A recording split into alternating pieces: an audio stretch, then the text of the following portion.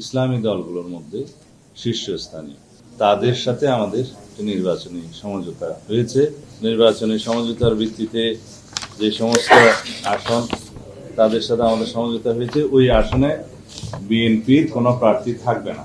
সারা বাংলাদেশে অন্যান্য আসনে ওনাদের কোনো প্রার্থী থাকবে না।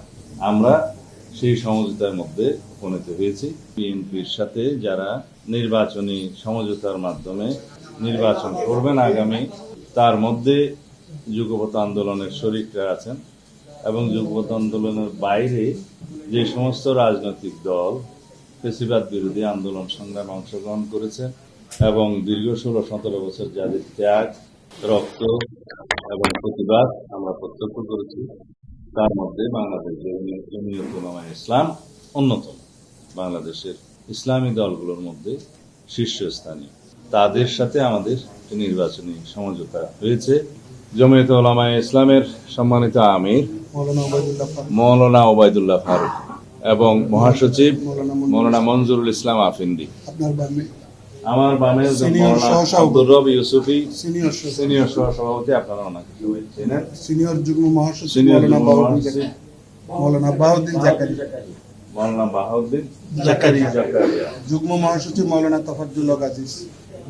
তোফাজ্জল আজিজ, যুগ্ম মহাসচিব, সহসভাপতি জনাব মৌলানা জুনায়েদ আল হাবিব, মৌলানা নাজমুল হাসান কাসিমি, সাংগঠনিক সম্পাদক মৌলানা লুকমান মাজহারি। নির্বাচনী সমঝোতার ভিত্তিতে যে সমস্ত আসন তাদের সাথে আমাদের সমঝোতা হয়েছে, ওই আসনে বিএনপির কোনো প্রার্থী থাকবে না।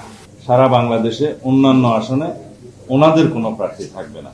আমরা সেই সমঝোতার মধ্যে উপনীত হয়েছি এবং আমরা আগামী দিনে গণতান্ত্রিক উত্তরণে আমরা সম্মিলিতভাবে সেই নির্বাচনী বৈতরণী পার হওয়ার জন্য আমাদের আরো যাদের সাথে আসন সমঝোতা হয়েছে সেটা পরবর্তীতে আপনারা জানবেন। আমরা আমাদের নীতি হিসেবে আগেই সংস্কার কমিশনের সাথে কাজ করার সময় এবং জাতীয় সংস্কার কমিশনের সাথে আলাপ আলোচনার সময় আপনারা যেটা জানতে পেরেছেন যে আমরা সংবিধানের প্রস্তাবনায় মহান আল্লাহর উপর আস্থা এবং বিশ্বাস পুনঃস্থাপন করব, যেটা শহীদ রাষ্ট্রপতি জিয়াউর রহমান পঞ্চম সংশোধনের মাধ্যমে অন্তর্ভুক্ত করেছিলেন। কোরআন সুন্নাহ বিরোধী কোনো আইন আমরা করব না, সেটা আমরা অনেক আগেই। আর কওমি লাইনের মাদ্রাসা থেকে যারা পাশ করবেন তাদের সর্বোচ্চ ডিগ্রি আছে সেই লাইনের, এবং সেই হিসাবে আমরা কিছুদিন আগে আমাদের কর্মসূচিতে অন্তর্ভুক্ত করেছি সামনের নির্বাচনী ইশতেহারে থাকবে ইমাম, খতিব, মুয়াজ্জিন, তাদের জন্য আমরা রাষ্ট্রীয় ভাতার ব্যবস্থা করব, উৎসব ভাতার ব্যবস্থা করব এবং যেটা একটা ট্রাস্ট আছে সেই সংক্রান্ত সেই ট্রাস্টকে আরো শক্তিশালী করে সেটা তাদের জন্য আমরা ব্যবস্থা করব রাষ্ট্রীয়ভাবে। এবং বিভিন্ন স্কুল, কলেজ, মাদ্রাসা ধর্ম শিক্ষক হিসাবে বিধি মোতাবেক নিয়োগের ক্ষেত্রে তাদের অগ্রাধিকার থাকবে অথবা বিবেচনা করা